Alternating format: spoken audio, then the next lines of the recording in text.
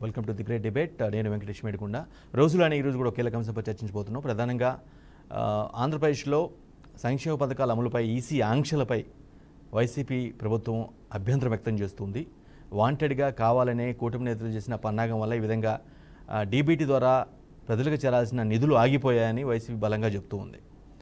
కానీ ఇది సరే, వీరు టీడీపీ వాళ్ళు కంప్లైంట్ ఇవ్వటం వల్ల, కూటమి నేతలు కంప్లైంట్ ఇవ్వడం వల్ల అయిపోయిందా, లేదంటే ఈసీ చర్యల్లో భాగంగా అది లబ్ధి చేకూరే ప్రయత్నం కాబట్టి ఖచ్చితంగా ఇంపాక్ట్ ఆ పార్టీపై ఇంపాక్ట్ ఎక్కువ ఉంటుందని కావాలనే, అంటే వాళ్ళ నిబంధనలో భాగంగా ఆపివేశారా? విషయం ఏదైనా సరే, నిర్ణయం ఎవరిదైనా సరే ఖచ్చితంగా లబ్ధిదారులకు ఆగిపోయిన మాట అయితే వాస్తవం డీబీటీ. సో ఈ విషయంపై వైసీపీ ప్రభుత్వం చాలా సాలిడ్గా ఏం చెప్తుందంటే, ఎన్నికల షెడ్యూల్కి ముందే తాము నిధులు విడుదల చేశాము, మేబీ కొన్ని కారణాల వల్ల ఆ అమౌంట్లో, అంటే ఆ అమౌంట్ నేరుగా ఖాతాలో పోలేదు, బట్ వేద్దాం అనుకునే లోపలనే ఈ విధంగా ఆంక్షలు విధించడం సరికాదు. ఎందుకంటే ఎన్నికల షెడ్యూల్కి ముందే దాని అప్రూవల్ అయిపోయింది, క్యాబినెట్ ఆమోదించింది, ఆ విధంగా బడ్జెట్లో కూడా పెట్టాం కాబట్టి ఖచ్చితంగా అది చేరాలి అని వైసీపీ అధినేత వైఎస్ జగన్ అంటూ ఉన్నారు. కానీ వీరంతా ఎవరైతే కూటమి నేతలు ఉన్నారో వారంతా కూడా అడ్డుకున్నారు కాబట్టి ఈ విధంగా ఆగిపోయింది. ఫైనల్గా లబ్ధిదారులు ఇబ్బంది పడుతున్నారనేది ఆయన వాదన. రైట్, ఇదే అంశంపై ఇది నిజంగానే ఎన్నికల నిబంధనల భాగంగా తీసుకున్నారా, వీళ్ళు కంప్లైంట్ ఇవ్వడం వల్ల ఆపేశారా, డీబీటీ ఆగిపోవడం వల్ల ఎవరెవరో ఇబ్బందులు పడుతున్నారు, ఇదే అంశంపై ఈరోజు చర్చించబోతున్నాం. చర్చలో మనతో పాటుగా ప్రముఖ అనలిస్ట్ కోటేశ్వరరావు గారు, అదేవిధంగా టీడీపీ నుంచి బాలగురుస్వామి, వైసీపీ నుంచి సత్య గారు జాయిన్ అయ్యారు. రైట్, డిబేట్ స్టార్ట్ చేసే ముందు ఈరోజు జరిగిన సభలో వైఎస్ జగన్ ఈ పథకాల గురించి, ఈ స్కీమ్స్ గురించి, ఏదైతే వివాదం ఈసీ ఆంక్షల గురించి వైఎస్ జగన్ ఏమన్నారో ఒకసారి ముందుగా సత్య వెళ్దాం. వైసీపీ నేత సత్య గారు న్యూస్ వాళ్ళకి, నాతో పాటు డిబేట్లోకి వచ్చినటువంటి సోదరులకి, ప్రేక్షకులకి హృదయపూర్వక నమస్కారం. రైట్ డిబేట్ మీ వర్షన్ తెలుసుకునే ముందు ఒకసారి ఈరోజు సభలో వైఎస్ జగన్ స్కీమ్స్ గురించి ఏమన్నా ఒకసారి విని స్టార్ట్ చేద్దాం.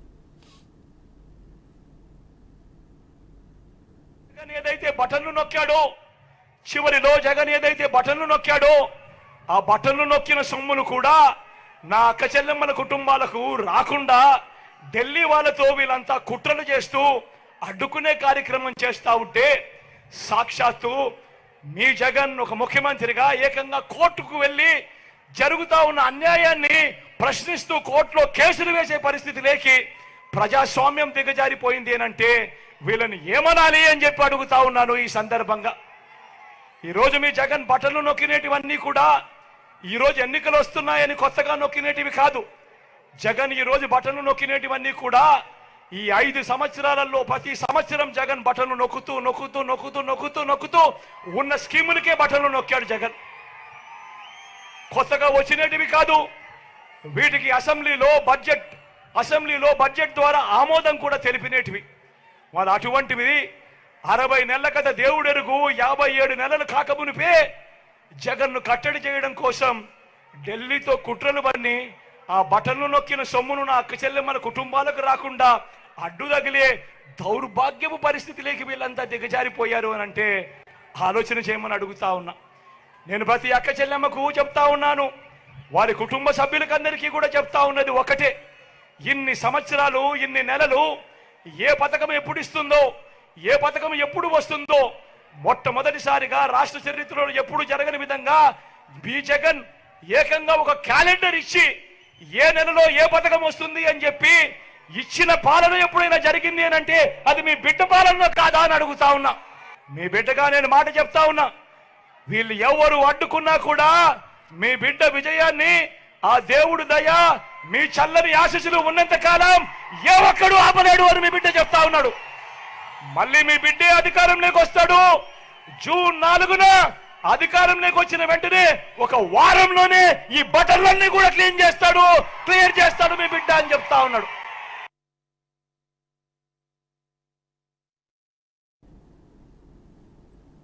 రైట్, అదే చాలా స్పష్టంగా చెప్తూ ఉన్నారు. కూటమి నేతలు అడ్డుకోవడం వల్ల ఇదంతా జరిగిందని ఆయన బలంగా ఆరోపిస్తున్నారు. రైట్, ఇదే అంశంపై మాట్లాడిన మనతో పాటుగా టీడీపీ నుంచి బాలగురుస్వామి గారు సిద్ధంగా ఉన్నారు. బాలగురుస్వామి గారు, నిజంగా మీ కూటమి నేతలు ఫిర్యాదు చేయటం వల్లే ఎన్నికల కమిషన్ ఈ విధంగా ఆంక్షలు విధించిందా, అలా అనుకోవచ్చా? వెంకట్ గారు, ముందుగా మీకు ప్యానెల్లో ఉన్న సోదరులకి అలాగే బీఆర్కే వీక్షకులందరికీ కూడా హృదయపూర్వక నమస్కారాలు తెలియజేస్తున్నాను. అయితే మరి ఈ ముఖ్యమంత్రి గారికి ఎలక్షన్ నోటిఫికేషన్ వస్తే సంక్షేమ పథకాలు ఆగిపోతాయి అనే ఆలోచన కొంచెమన్నా లేదా? ఎందుకనంటే పాలిటిక్స్ లో చూస్తా ఉన్నారు, ఏ రాష్ట్రంలో అయినా సరే ఎన్నికల నోటిఫికేషన్ వచ్చింది అని అంటే సంక్షేమ పథకాలకి బ్రేక్ పడుతుంది. ఈరోజు కాంగ్రెస్ పార్టీ ఇచ్చిన రైతు బంధు పథకాలు అవి కూడా చూశారు, అవి కూడా ఆఫ్ చేస్తున్నారు పక్క రాష్ట్రంలో తెలంగాణలో కూడా. అంతకుముందు తెలంగాణ ఎలక్షన్స్ అప్పుడు కూడా వాళ్ళు టిఆర్ఎస్ ప్రభుత్వం వాళ్ళు ఏవైతే సంక్షేమ పథకాలు పెట్టారో అవి కూడా ఆగిపోయినాయి అకౌంట్స్ లో పడకుండా. అంటే పక్క రాష్ట్రంలో మొన్న రీసెంట్ గా 6 నెలల ముందు జరిగినప్పుడు కూడా సంక్షేమ పథకాలు ఆగిపోయినాయి కదా ఎలక్షన్ నోటిఫికేషన్ కి వస్తే. మరి జగన్మోహన్ రెడ్డి గారికి, ముఖ్యమంత్రి గారికి తెలీదా? ఇప్పుడు రాష్ట్రంలో ఉన్న బిడ్డలందరికీ మళ్ళా మనం ఇప్పుడు సంక్షేమ పథకాలు నిధులు ఇవ్వకపోతే రేపు ఎలక్షన్ నోటిఫికేషన్ వచ్చిన తర్వాత ఆగిపోతాయని చెప్పి ఈ బిడ్డకు తెలీదా? ఈ రోజు మీ బిడ్డ 5 సంవత్సరాల నుంచి నొక్కుతూ ఉన్నాడు. ఈ రోజు నొక్కడానికి చంద్రబాబు నాయుడు ఆపాడు, అందువల్ల నొక్కలేకపోయాడు అని చెప్పి మీరు మాట్లాడుతుంటే ఎలా ఉందనంటే, చూసే వాళ్ళకి, చిన్న పిల్లోడికి కూడా రాజకీయాల మీద మినిమం అవగాహన ఉన్న ప్రతి ఒక్కరికి కూడా నవ్వొస్తుంది సార్. ఈ రోజు జగన్మోహన్ రెడ్డి మాట్లాడిన మాటలకి. ఈ రోజు జేవిడి కావచ్చు, కొన్ని సంక్షేమ పథకాలు కావచ్చు, ఇప్పటికి 4 సంవత్సరాల నుంచి 3 సంవత్సరాల నుంచి ఇస్తా ఉన్నాం. ఇప్పుడు కొత్త పథకాలు కాదంటున్నారు.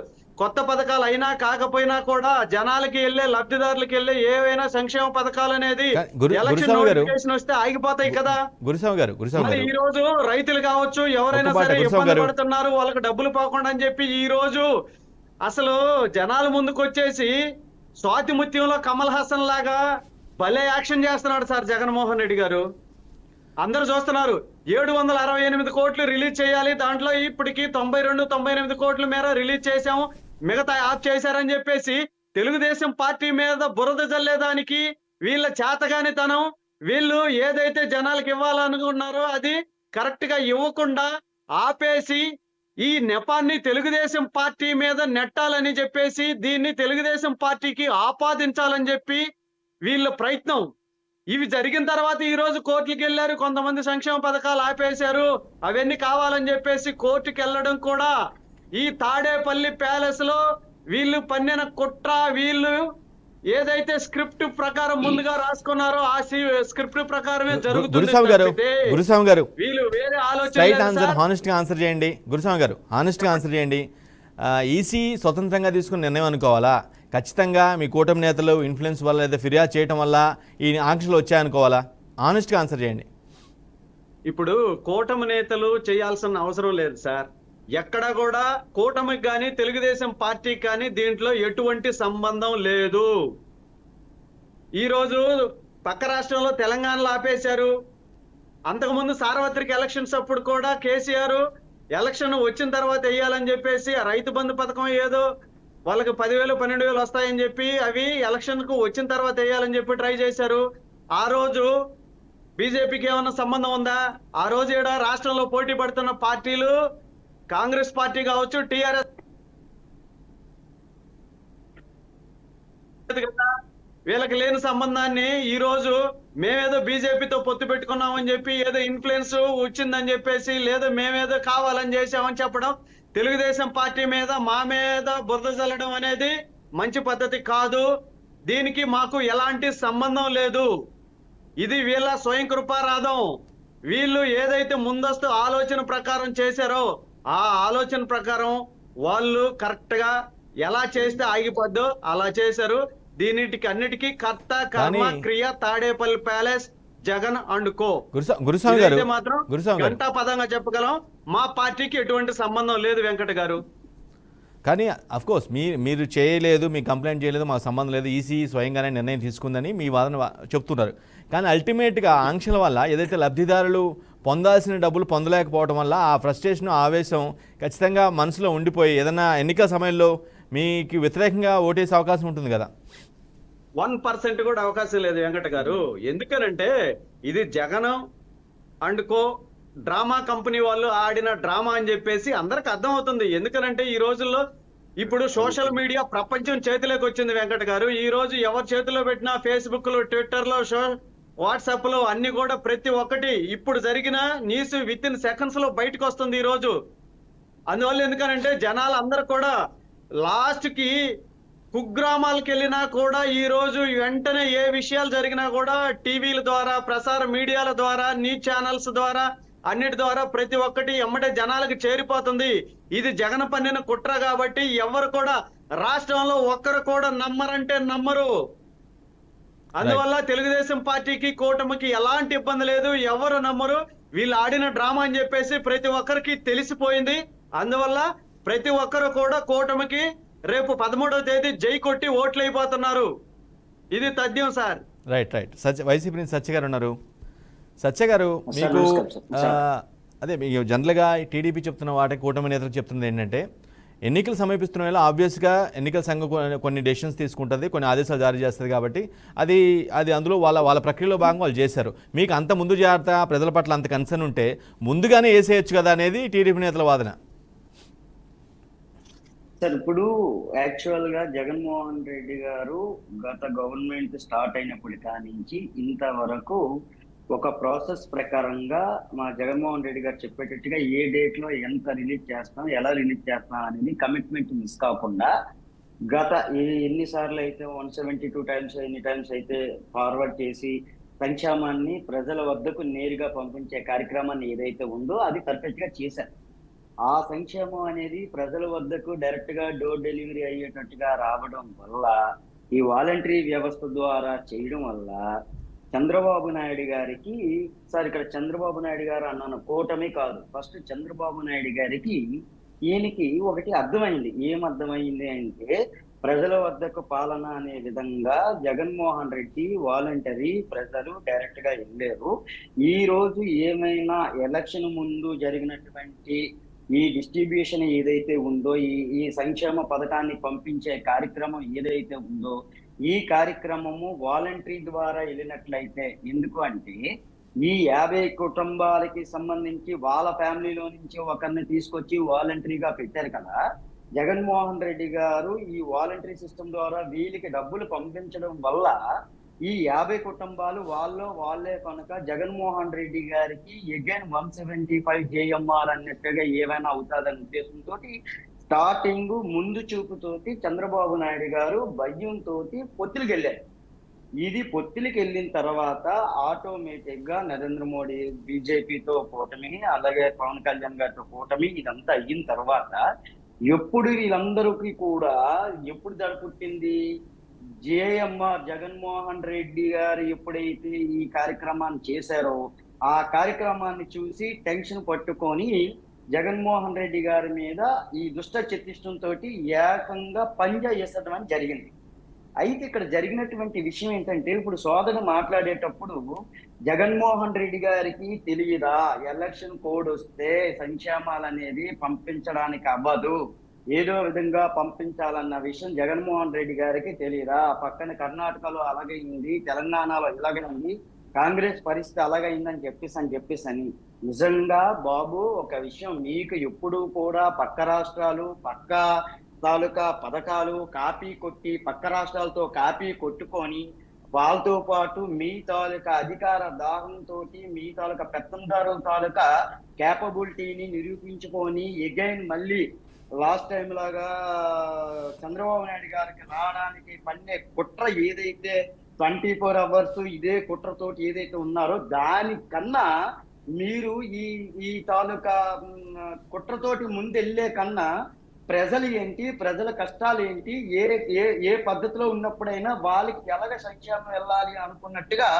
ఆలోచించుకుంటే ఈ రోజు మమ్మల్ని చూసి మీరు భయపడవలసిన అవసరం రాకపోదును. పాయింట్ నెంబర్ 1, మీ తాలూకా ఆలోచన విధానం ఏంటంటే ఎలక్షన్ ముందు ఈయన జగన్మోహన్ రెడ్డి సత్య గారు ఒక్క నిమిషం 4 సంవత్సరాల 11 నెలలు చేశారు. ఈ లాస్ట్ మంత్ మనం సంక్షేమాన్ని ప్రజల వద్దకి సత్య గారు డిబేట్ కొనసాగిద్దాం. చేస్తాను, నీకు మళ్ళీ అవకాశం ఇస్తాను, డోంట్ వరీ, మళ్ళీ అవకాశం ఇస్తాను.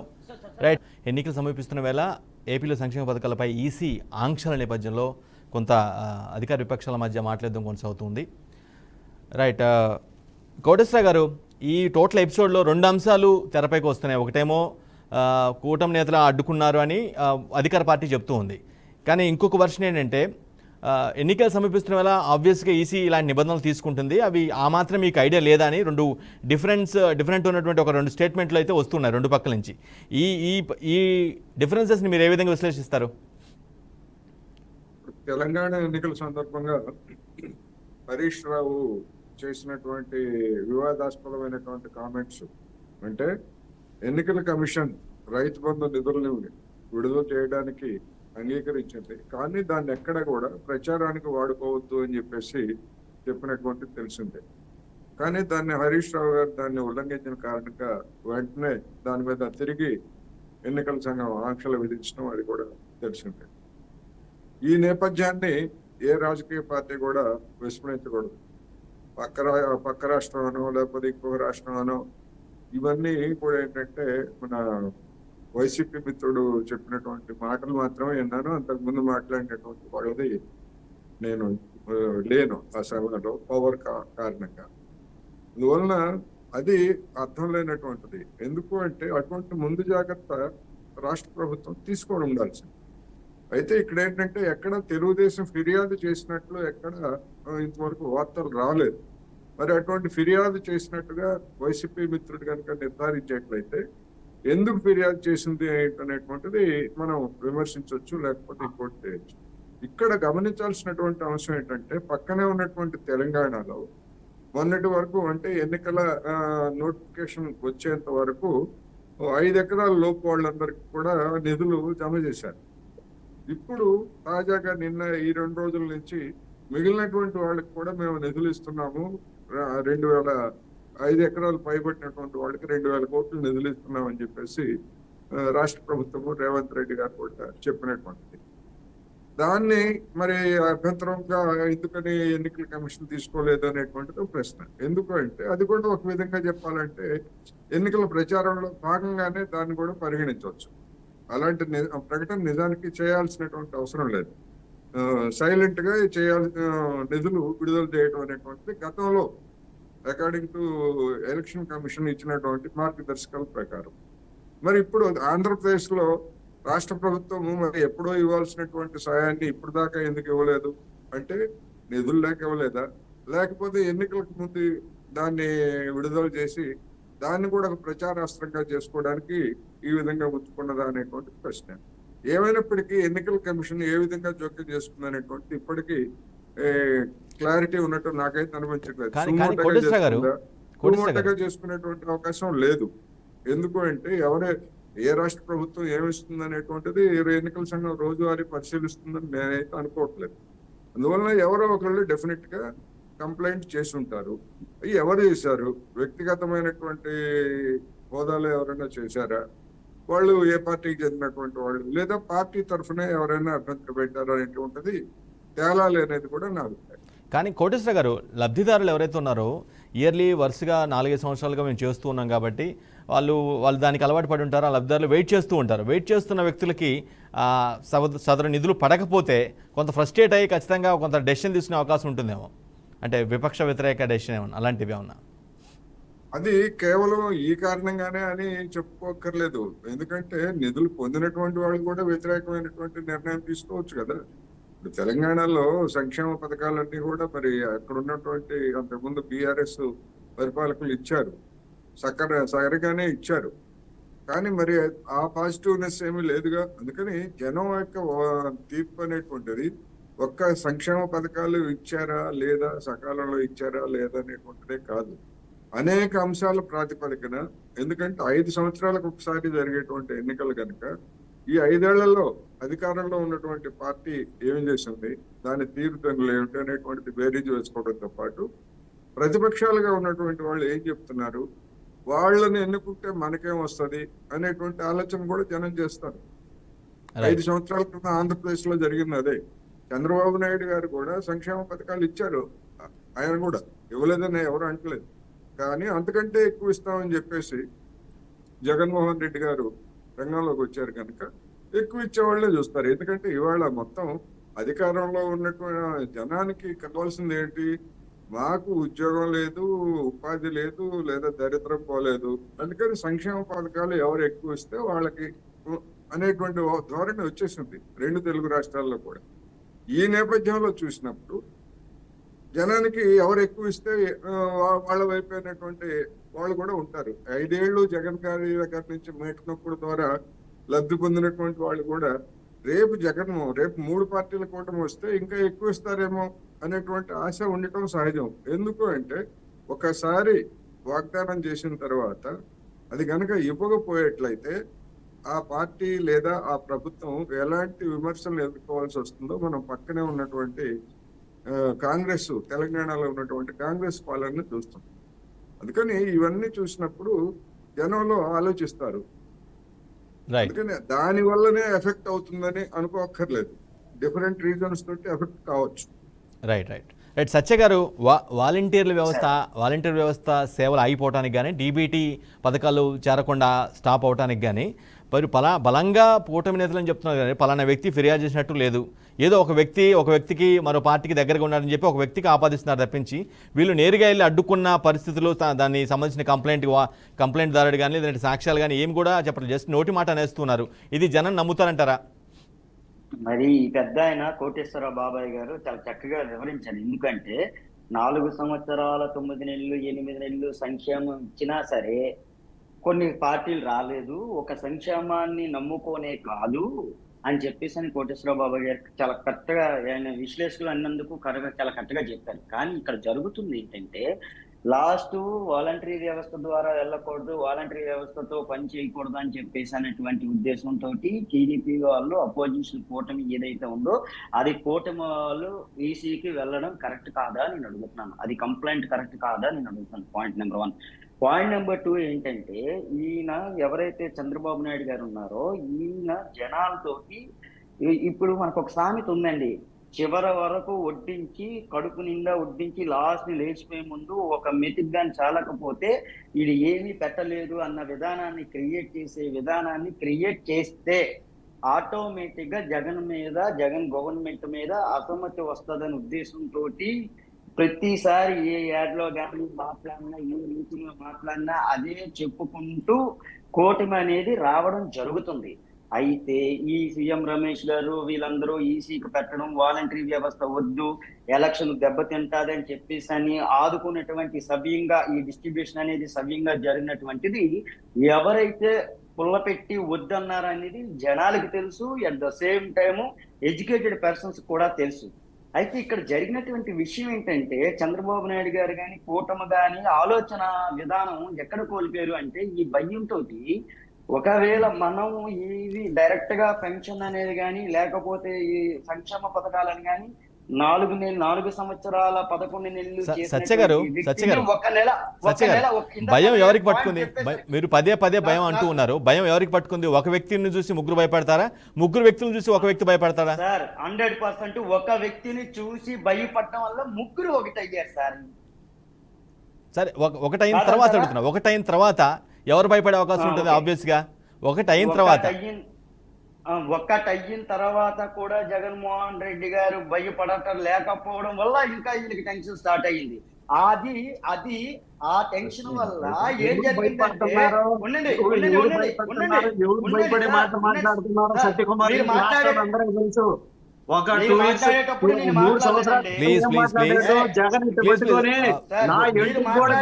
గురుస్వామి గారు మీకు అవకాశం ఇస్తాను. గురుస్వామి గారు మీకు అవకాశం ఇస్తాను ప్లీజ్. ఎన్నికలు సమర్పిస్తున్న వేళ ఏపీలో ఈసీ ఆంక్షలపై, సంక్షేమ పథకాల అమలుపై ఈసీ ఆంక్షలపై డిబేట్ కొనసాగిస్తూ ఉన్నాం.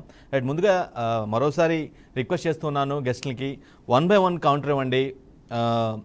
ఇద్దరు ఒకేసారి మాట్లాడడం వల్ల ఎటువంటి కంటెంట్ మీరు చెప్పేది కూడా అర్థం కాదు, జనాలకు వెళ్ళదు. So I'm requesting you 1 by 1 మాట్లాడండి.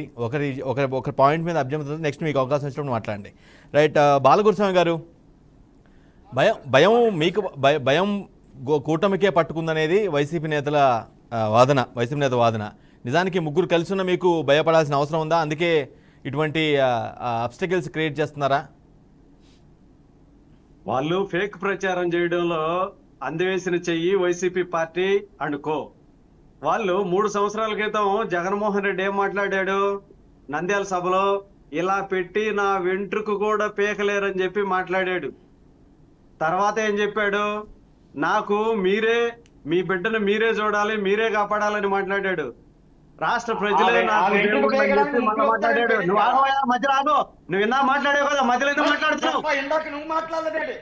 నువ్వు మాట్లాడేది నువ్వు ఆగమని చెప్పావు. ఏందో నువ్వు మాట్లాడేది, ఏంది నువ్వు మాట్లాడేది? మధ్యలో ఆగో, ఆగో. ప్లీజ్ బాలగురుస్వామి గారు, బాలగురుస్వామి గారు, సత్య గారు ఇద్దరిని రిక్వెస్ట్ చేశాను, ముందుగానే రిక్వెస్ట్ చేశాను, దుర్భాషలు ఆడుకోవద్దు ప్లీజ్. 1 by 1 కౌంటర్ ఇచ్చుకోండి.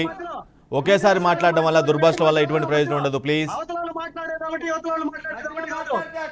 నువ్వు మూసుకొని కూర్చో, మేము మాట్లాడిన దాకా. గురుస్వామి గారు ప్లీజ్. గురుస్వామి గారు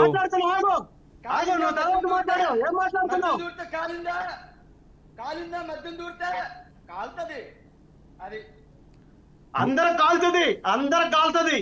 ఎవరు కాలకుండా ఏం లేదు.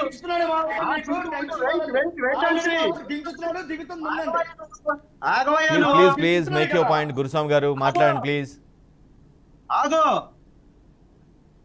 పథకాలు ఏదో వీళ్ళ దగ్గర మేము కాపీ కొట్టామని చెప్పి ఇందాక మాట్లాడారు. అసలు సంక్షేమ పథకాలకి ఆద్యం పోసింది తెలుగుదేశం పార్టీ, తెలుగుదేశం ప్రభుత్వంలో. సంక్షేమ పథకాలు విస్తృతంగా రాష్ట్ర ప్రజలకు అందిని అంటే ఉమ్మడి రాష్ట్రంలో తెలుగుదేశం పార్టీ ద్వారా వచ్చినాయి తప్పితే వీళ్ళ తెలివితేటలు ఏ తెలివితేటలు ఉన్నాయనేది రాష్ట్ర ప్రజలందరికీ తెలుసు, రాష్ట్ర జనాలందరికీ తెలుసు వీళ్ళ తెలివితేటలు ఏందని.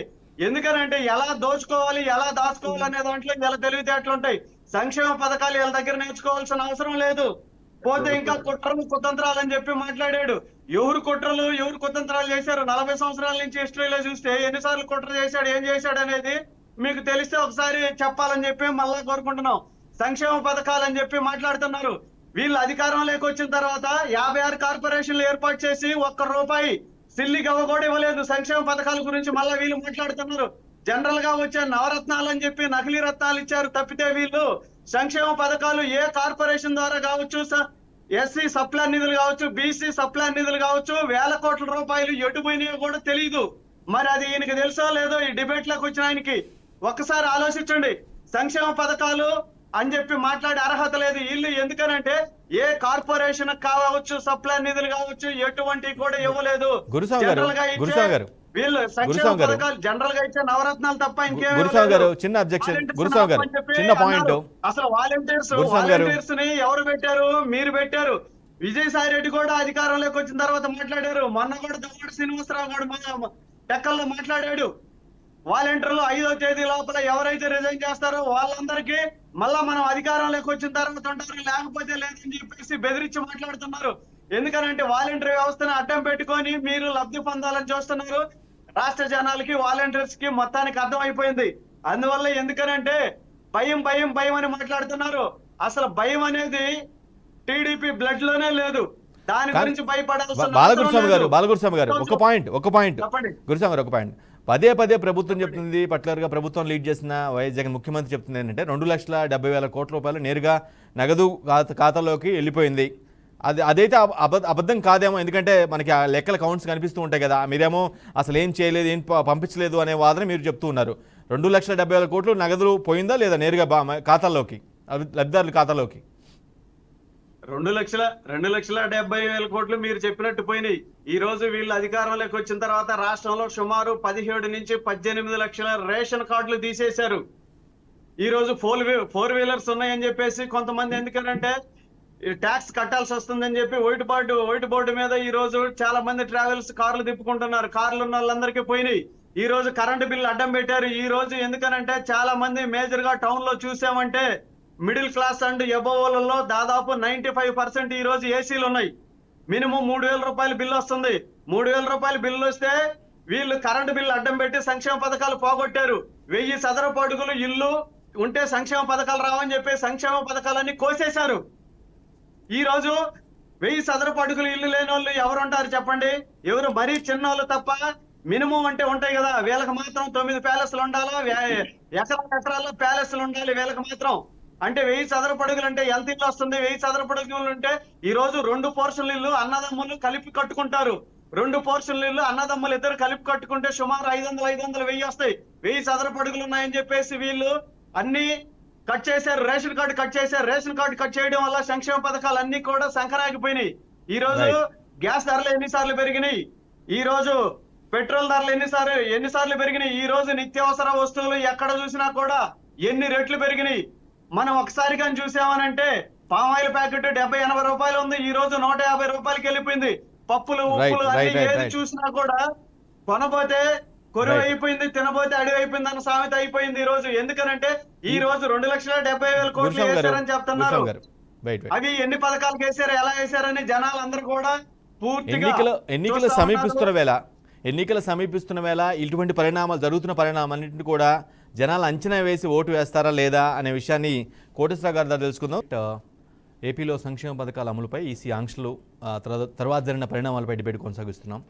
రైట్ కోటేశ్వరరావు గారు, జరుగుతున్న పరిణామాలు ఎన్నికలు సమీపిస్తున్న కొద్దీ 1 by 1 చాలా పరిణామాలు జరుగుతూ ఉన్నాయి.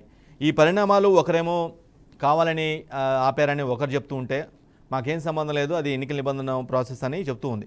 కానీ ఇటువంటి ప్రకటనలు కానీ ఇటువంటి పరిణామాలన్నింటినీ కూడా ఓటర్లు ఎన్నికలు వేసే ముందు వేసే లోపల నిర్ణయానికి ఆలోచించి నిర్ణయం తీసుకోగలుగుతారంటారా? వీటి గురించి ఆలోచిస్తారంటారా? డెఫినెట్ గా 2014 ఎన్నికల్లో మనం కనుక గుర్తు చేసుకుంటే జగన్మోహన్ రెడ్డి గారు రైతుల రుణాలను రద్దు చేయడం సాధ్యం కాదని చెప్పేసి ఒక నెగిటివ్ ప్రకటన చేశారు. ఆ ప్రకటన అనేటువంటిది డెఫినెట్ గా అంటే ఇవాళ ఉన్నటువంటి సమాజంలో ఎవరైనా ఇస్తాము అంటే అది పాజిటివ్ గా తీసుకుంటారు తప్ప ఇవ్వడం సాధ్యం కాదు, నేను ఇవ్వను అని చెప్పేసి అడ్డంగా మాట్లాడారు అనుకోండి, అది ప్రతికూలమైనటువంటి ఫలితాలను ఇస్తుంది. 2014లో జగన్మోహన్ రెడ్డి గారికి ఆ విధమైనటువంటి షాక్ తగిలింది. అదేవిధంగా ఇవాళ తెలుగుదేశం పార్టీ ఆ అనుభవాన్ని తీసుకొని కానివ్వండి, లేకపోతే దానికి ఉన్నటువంటి అనుభవంతో కానివ్వండి, మొత్తం ఉదారంగా ఇప్పుడు ఉదాహరణకి ఎస్సీ ఎస్టీ బీసీలకి మేము 50 ఏళ్ళకి పెన్షన్ ఇస్తామని చెప్పేసి చెప్తా ఉంది. ఏ ప్రాతిపదికన ఏదైనా ఒక సంక్షేమ పథకం అమలు జరపాలన్నా లేదా ఇంకోటి చేయాలన్నా కానీ ఒక శాస్త్రీయమైనటువంటి ప్రాతిపదిక ఉండాలి. 60 ఏళ్ళు అని చెప్పేసి గతంలో నిర్ణయించారు. 60 ఏళ్ళు దాటిన తర్వాత అందరికీ తెలిసిందే భారతదేశంలో ఉన్నటువంటి పరిస్థితుల్లో వృద్ధాప్యము లేదా పని చేయలేనటువంటి పరిస్థితి. 50 ఏళ్ళకి అంటే ఒకవైపేమో నరేంద్ర మోడీ గారి నాయకత్వంలో బ్రహ్మాండంగా దేశం అభివృద్ధి చెంది అంటే మన జీవిత కాలం కూడా పెరిగింది అని చెప్పేసి చెప్తూ, రెండవది అదే ప్రభుత్వము అదే పాలకులు ఈ పదవీ విరమణ వయసుని కూడా పెంచుతున్నటువంటిది మనం చూస్తూ ఉంటాం. అటువంటప్పుడు మేము వృద్ధాప్య పెన్షన్ 50 ఏళ్ళకే ఇస్తామని చెప్పేసి చెప్పడం అనేటువంటిది అది ప్రజాకర్షణమైనటువంటి ప్రకటన కాదా అనేటువంటి చూడాలి. రెండోది ఆ పరిధిలోకి ఆ మేరకు కనుక తీసుకొచ్చేట్లయితే ఇప్పుడున్నటువంటి అమౌంట్లు ఇంకా చాలా పెద్ద మొత్తంలో పెరుగుతుంది. ఎక్కడి నుంచి తీసుకొస్తారు అనేటువంటి ప్రశ్నకి ఆ 3 పార్టీల కూటమి మమ్మల్ని ఇప్పుడే అడుగుతారా, మేము అవన్నీ ముందే చెప్తామా? మేము ఏముంది, బహిరంగమే కదా. ఒకవేళ మీరు చెప్పిన ఆ 3 పార్టీల వాళ్ళకి అనే విధంగానే చెప్తామని చెప్తే జగన్మోహన్ రెడ్డి గారు దాన్ని కాపీ చేసి నేను కూడా అలాగే తీసుకొస్తానని చెప్తారని భయమా? అటువంటిది ఏమి లేదు, వాళ్ళ దగ్గర ఏమి లేదు. గుప్పెట మూసి ఉంచారు తప్ప తెరిస్తే ఏమి లేదనేటువంటిది వాళ్ళకి తెలుసు. అందుకని ఈ విధమైనటువంటి అంటే విపరీతమైనటువంటి వాగ్దానాలు ఇచ్చినా గానీ అసలు మొదటికే మోసం వస్తుందా అనేటువంటి ఆలోచన కూడా ఓటర్లో కలగవచ్చు. అట్ ది సేమ్ టైము ఒకసారి చేసిన తర్వాత ఎట్టగట్ట ఇస్తారులే అనేటువంటి జనం కూడా ఉంటారు. అందుకని డెఫినెట్ గా ఈ ప్రభావం పడుతుంది. అట్ ది సేమ్ టైము వివిధ రాష్ట్రాల్లో లేదా కేంద్రంలో సంక్షేమ పథకాలు ఇటువంటి వాటికి వ్యతిరేకమైనటువంటి నరేంద్ర మోడీ గారు రేపు ఈ 3 పార్టీల కూటమి వచ్చినా లేదా కేంద్రంలో మళ్ళా నరేంద్ర మోడీ గారు తిరిగి అధికారానికి వచ్చినా వీళ్ళన్నిటికీ డబ్బులు ఎక్కడి నుంచి ఇస్తారు, ఎందుకు ఇస్తారు? ఎందుకని బీజేపీ పాలిత రాష్ట్రాల్లో ఎక్కడా కూడా 1000 రూపాయలకు మించి వృద్ధాప్య పెన్షన్ ఇవ్వట్లేదు. గుజరాత్ తో సహా, దేశానికి ఆదర్శం అని చెప్పుకున్నటువంటి గుజరాత్ తో సహా అక్కడ వృద్ధాప్య పెన్షన్ 1000 రూపాయలే ఇస్తా ఉంది. మిగిలినటువంటి బీజేపీ పాలిత రాష్ట్రాల్లో అది కూడా ఇవ్వట్లేదు. కొన్ని చోట్ల 200 కేంద్రం ఇచ్చే 200 లేదా 500 ఇస్తున్నారు తప్ప ఎక్కడ ఇవ్వట్లేదు. అందుకని ఇలాంటివన్నీ అనేకమైనటువంటి ప్రశ్నలు ఇవాళ తెలుగుదేశం జనసేన మేనిఫెస్టోలు ఇటువంటివన్నీ కూడా వస్తున్నాయి. మేము దీన్ని పక్కగా 100% అమలు చేస్తామని చెప్పేసి ఎక్కడైనా ఏ కేంద్ర బీజేపీ నాయకుడైనా రాష్ట్ర బీజేపీ నాయకుడైనా దాన్ని ఓన్ చేసుకుని మాట్లాడుతున్నారా అంటే మాట్లాడట్లేదు. రైట్ అందుకని సత్య గారు, దీనికి జనం ఇవన్నీ కూడా ఆలోచిస్తారనేది నేను చెప్పాల్సింది. రైట్ సత్య గారు, సార్. రైట్ మీరు అన్నట్టుగానే కూటమి కాకముందు వరకు విడివిడిగా ఉండి కొంత భయపడి ఉండొచ్చు. ఎందుకంటే ఓట్లు చిలిపోయి మళ్ళీ అదే ప్రభుత్వం వచ్చిందని కొంత భయపడి ఉండొచ్చు, నేను కాదంటలేదు. కానీ వన్స్ ఒక్కటైన తర్వాత, ముగ్గురు బలం ఒకటైన తర్వాత ఖచ్చితంగా భయపడాల్సిన అవసరం మీకుంటుందేమో కానీ వాళ్ళకు ఉండదేమో అనేది చాలా బలమైన ఫీలింగ్, బలంగా వినిపిస్తున్నమాట. సార్ ఇప్పుడు యాక్చువల్ గా ఏంటంటే ఈ సంక్షేమ కార్యక్రమం అనేది పక్కన పెడితే జగన్మోహన్ రెడ్డి గారు క్లియర్ గా ఇప్పుడు గురుస్వామి అన్నయ్య గారితో మీరు మాట్లాడేటప్పుడు ఆలకించే, అంటే బయట మా పార్టీ కోసం మీరు మాట్లాడొచ్చు, వాళ్ళ పార్టీ కోసం వాళ్ళు మాట్లాడొచ్చు, ఏబిసిడీలు త్రూఅవుట్ ఆల్ ఓవర్ వరల్డ్ ఎక్కడికి వెళ్ళినా వరుస పాస ప్రాస ఆల్ఫాబెటికల్స్ ఒకేలాగా ఉంటాయి. మీ ముగ్గురు డిస్కషన్ నేను ఆలకించిన తర్వాత నా ఓన్ మైండ్ తో కాకుండా మాట్లాడేది ఏంటంటే, వైఎస్ జగన్మోహన్ రెడ్డి గారు 2014 లో ఏదైతే ఆ రుణమాఫీ నా వల్ల కాదు అని చెప్పేసి అన్నారో అక్కడ వాటిని పొందారు. అదే విధంగా ఈ రోజు మళ్ళీ ఏదైతే నవరత్నాలు అని చెప్పేసి అన్నారో అది ఏదైతే ప్రొడ్యూస్ చేసి జగన్మోహన్ రెడ్డి ఓటు అడిగారో ఆ ప్రొడ్యూసింగ్ లో 4 సంవత్సరాల 11 నెలలు చేసిన తర్వాత ఈ కూటమికి భయం పట్టుకుంది. దీన్ని ఫెయిల్యూర్ చేద్దామనే ఉద్దేశంతో ఉన్నారు. ఆ భయంతో ముగ్గురు కలిసినా సరే ఓటమి అనే భయంతో ఈ రోజు జగన్మోహన్ రెడ్డి గారు 2014 లో ఏ స్టాండర్డ్ అయితే ఉన్నారో ఈ రోజు కూడా అదే పథకాల్లో మాక్సిమము ఒక 20,000 కోట్లు 25,000 కోట్ల రూపాయలు బడ్జెట్ ని ఎక్స్ట్రా చేసి ఇంతవరకు నేను ఇవ్వడానికి దీనికే కష్టపడ్డాను, ఇది ఇంపాసిబుల్, ఇంతకన్నా ఇవ్వలేనని అదే స్టాండర్డ్ అదే ఎజెండా తోటి ఇచ్చాను. నేను ఇచ్చింది కూడా మీ ఇంటికి వెళ్ళి మీ స్టేట్మెంట్ చూసుకొని ఈ 4 సంవత్సరాల 11 నెలలు మీకు పథకం అందింది, నా వల్ల మంచి జరిగితే ఓటేయండి, నేను ఇంతే ఇవ్వగలను, ఇవ్వగలిస్తేనే నేను గవర్నమెంట్ నడపగలను ధైర్యంగా చెప్పారు. అయితే ఈ కూటమి జగన్మోహన్ రెడ్డి గారు ఇచ్చే way of approachment, way of movement, way of thinking, way of behaviour, way of sincerity, way of clarity తోటి వీళ్ళకి భయపడి బాబాయ్ గారు చెప్పేటట్టుగా ఏంటంటే 4,000 ఇస్తాను పెన్షన్, 15,000 ఇస్తాను, అమ్మఒడి పెంచేస్తాను, ఫ్రీ బస్సు పెట్టేస్తాను,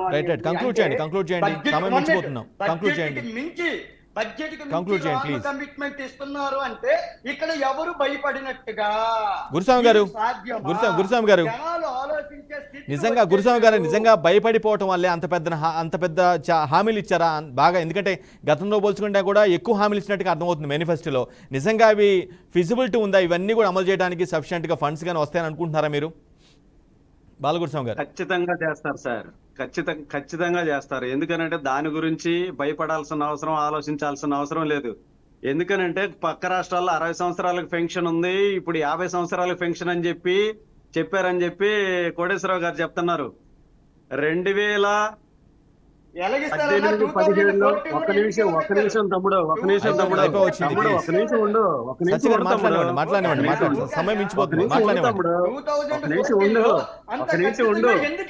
నన్ను మాట్లాడి నన్ను చెప్పని నేను చెప్తా. ఎందుకనంటే పాదయాత్రలో నెల్లూరు జిల్లాలోకి వచ్చినప్పుడు మా నెల్లూరు జిల్లాలోకి మా యూనియన్ లో పనిచేసే రాష్ట్ర organizing secretary YS Jaganmohan Reddy గారికి నేను ఇప్పుడు కూడా చూపిస్తాను కావాలంటే. జగన్మోహన్ రెడ్డి గారికి లెటర్ హ్యాడ్ మీద ఇచ్చారు. లెటర్ హ్యాడ్ మీద మా యూనియన్ 45 సంవత్సరాలకే నేను పెన్షన్ ఇస్తానని చెప్పి ఆ రోజు చెప్పాడు. ఈ రోజు ఎస్సీ ఎస్టీ బీసీ మైనారిటీలకి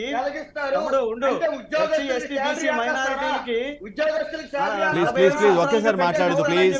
సత్య గారు సహకరించాలి. సత్య గారు గురుస్వామి గారు మాట్లాడండి ప్లీజ్. 45 సంవత్సరాలకు పెన్షన్ ఇస్తామని చెప్పారు, ఇవ్వలేకపోయారు. మేము 50 సంవత్సరాలకు పెన్షన్ ఇస్తామని చెప్పాం. ఎస్సీ ఎస్టీ బీసీ మైనార్టీలకి ఈ నలుగురికి 45 సంవత్సరాలకే పెన్షన్ ఇస్తానని చెప్పి జగన్మోహన్ రెడ్డి ఇచ్చాడా లేదా? ఆ వీడియో క్లిప్పింగ్, పేపర్ క్లిప్పింగ్ కావాలంటే లెటర్ హ్యాడ్స్ మొత్తం చూపిస్తా నేను. మేము ఇప్పుడు 50 సంవత్సరాలకి ఇస్తామని చెప్తున్నాం.